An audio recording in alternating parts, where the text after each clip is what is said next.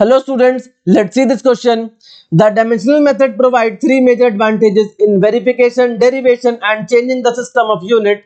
Any empirical formula that is derived based on this method has to be verified and proportionality constant found by experimental means. The presence or absence of the certain factors, non-dimensional constant or variables cannot be identified by this method. So every dimensionally correct relation cannot be taken as perfectly correct. So इसके paragraph के ऊपर we have a question. The time period of oscillation of a drop depends on the surface tension sigma, density of the liquid rho and radius r. The relation is, तो relation बताना है किसके बीच में, time period का with respect to this surface tension, density and radius.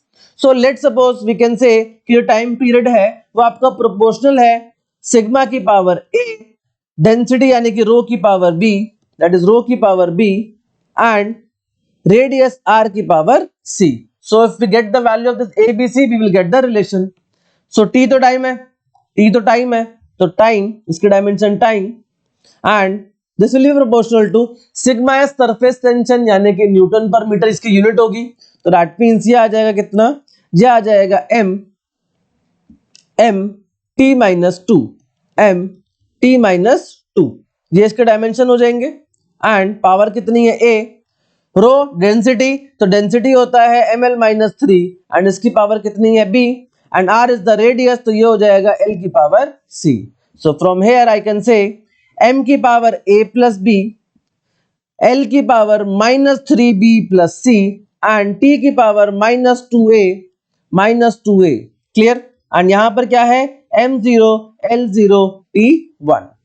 So compare कर लो, तो compare करेंगे तो क्या मिलेगा, so we will get a plus b equal to 0, तो इसका मतलब a आ जाएगा माइनस बी के बराबर एंड t की जगह लिखें अगर l को कंपेयर करें तो ये आ जाएगा minus 3b plus c, this is equal to 0, तो यहां से आ जाएगा c कितना 3 times of b and t को कंपेयर करोगे तो क्या मिलेगा माइनस 2a इक्वल टू 1, तो a आ जाएगा माइनस 1/2. क्लियर. a कितना आ जाएगा, दैट इज माइनस 1/2. सो अगर a की वैल्यू मिल गई, so we can write b कितना आ जाएगा, देखो b है माइनस ऑफ a, तो यानी कि b आ जाएगा कितना, दैट इज माइनस a, तो यानी कि ये हो जाएगा कितना प्लस का 1/2 एंड c की वैल्यू है किसके बराबर 3b के, तो ये हो जाएगा 3/2. क्या हो जाएगा 3/2.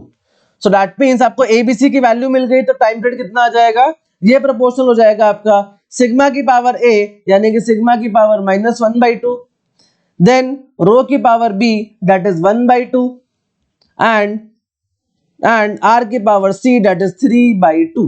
तो हम इसको ऐसे लिख सकते हैं, time period is proportional to r की power 3 rho by sigma and इस पूरे का रूट, क्योंकि सबकी पावर कितनी है बच्चों, क्योंकि 1/2 कितनी है 1/2. Clear. So time period is proportional to r cube rho by sigma and उसका रूट. दैट मींस ऑप्शन 3 जो है वो आपका हो जाएगा सही. So I hope you got the concept. पढ़ते रहिए. All the very best.